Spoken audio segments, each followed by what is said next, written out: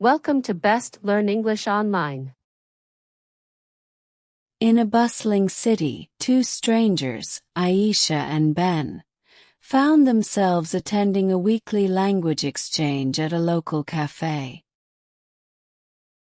Aisha, an aspiring English teacher from India, was eager to improve her spoken English, while Ben, a graphic designer from Canada, wanted to learn more about Indian culture. On their first meeting, they sat across from each other, the cafe buzzing with laughter and conversation. Aisha was nervous, but Ben smiled warmly, breaking the ice. "Hi, what's your name?" he asked, his accent friendly. "Aisha," she replied, her voice a bit shaky. "And you?" "Ben. Nice to meet you. So, do you like living here?" Aisha paused, thinking about how to respond. "Yes, it's very lively. I enjoy the diversity. How about you?" "I love it. There's so much to see and do," Ben replied, encouraging her with his enthusiasm.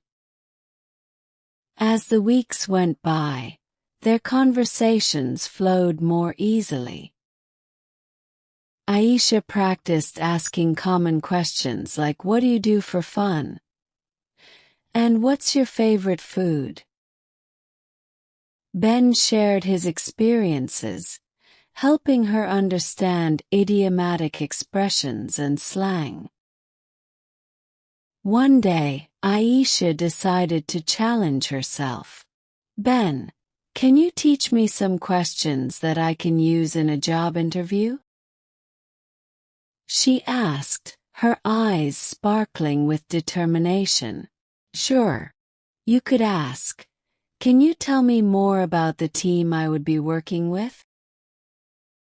Or what are the biggest challenges the company is currently facing?" he explained, noting how her confidence grew with each phrase. In return, Aisha introduced Ben to some cultural nuances. "In India, we often ask about family when we meet someone new. Shows we care. You could say, 'How is your family?'" Ben laughed. "I love that. It's so warm and welcoming." As their friendship deepened, they decided to make a list of daily use English questions that could help others in similar situations. They brainstormed together, noting everything from simple greetings to deeper inquiries about dreams and aspirations. One evening, while sipping chai and munching on samosas, Aisha shared her favorite question. "What's something you've always wanted to learn?" Ben thought for a moment. "I've always wanted to learn to play the guitar," he admitted. "What about you?" "I want to learn how to dance," Aisha replied, her face lighting up. With their list growing, they decided to create a small booklet. Aisha would illustrate it, while Ben would design the layout. They envisioned it as a guide for newcomers, filled with practical questions and cultural insights. After weeks of hard work, they launched their booklet at the cafe. The response was overwhelming. Newcomers to the city found it helpful, and soon the language exchange grew into a vibrant community hub, fostering connections among people from different backgrounds. As they celebrated their success, Ben turned to Aisha. "This started with simple questions, but look where it's taken us." Aisha nodded, her heart full. It's amazing how a few words can bridge cultures and create friendships. From that day forward, Aisha and Ben continued their journey, exploring languages and cultures. One question at a time, proving that curiosity and kindness can turn strangers into lifelong friends. As the weeks passed, Aisha and Ben's language exchange blossomed into something more than just a project. The cafe became their second home, a space filled with laughter, learning, and the aroma of freshly brewed coffee and masala chai.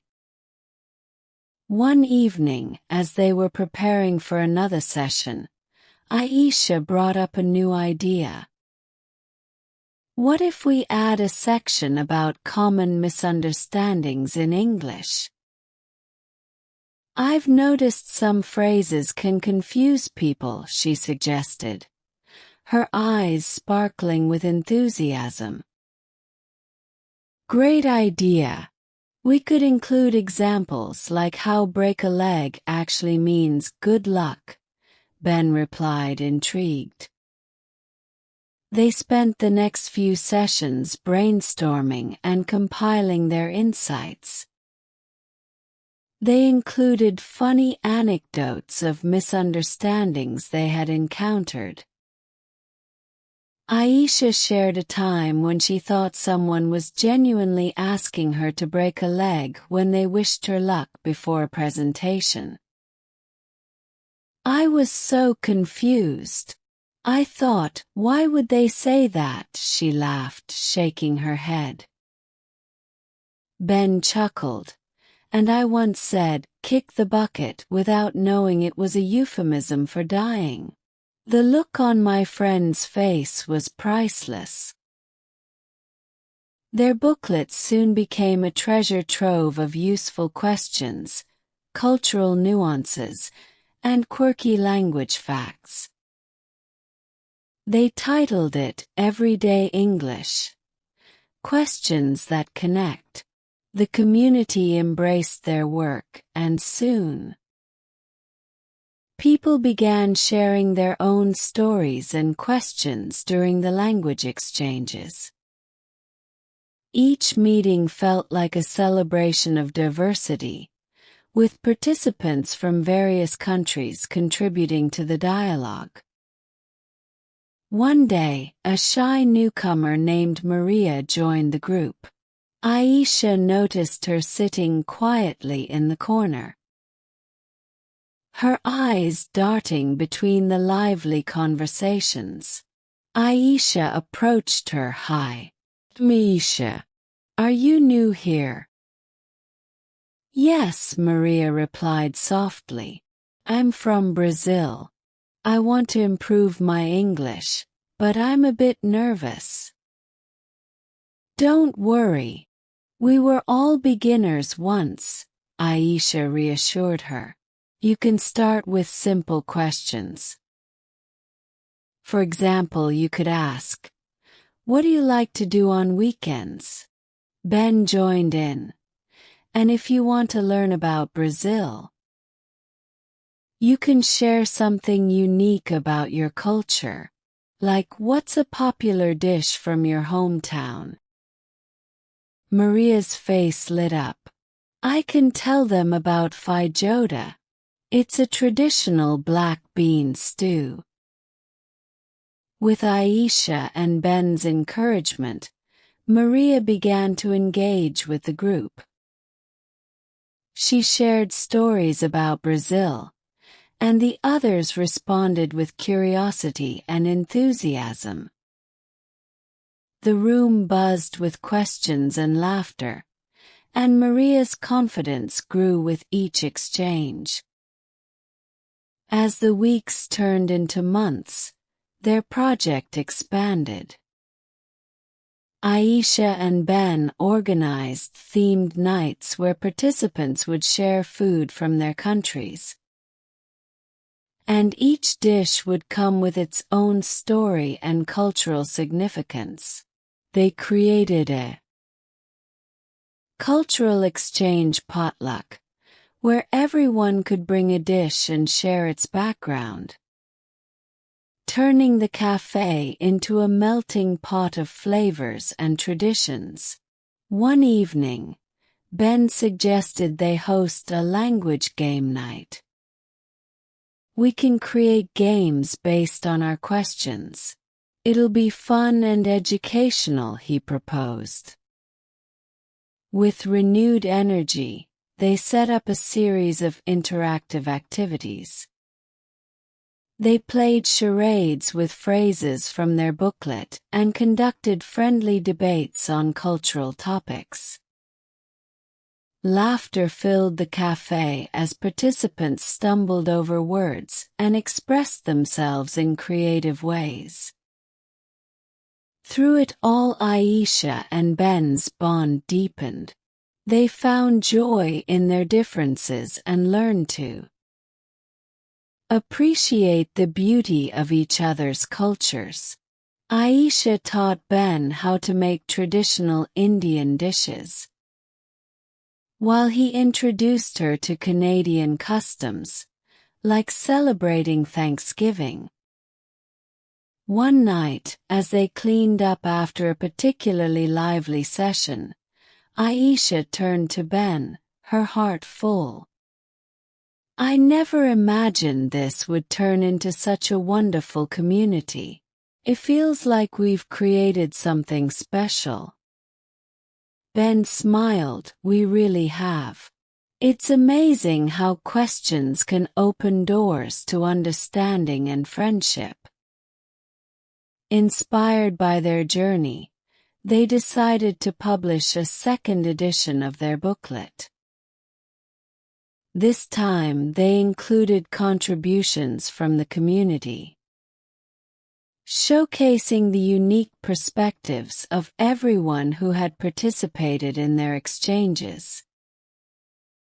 They highlighted stories from Maria, the shy newcomer who had blossomed into a confident speaker, and others who had overcome their fears of speaking English.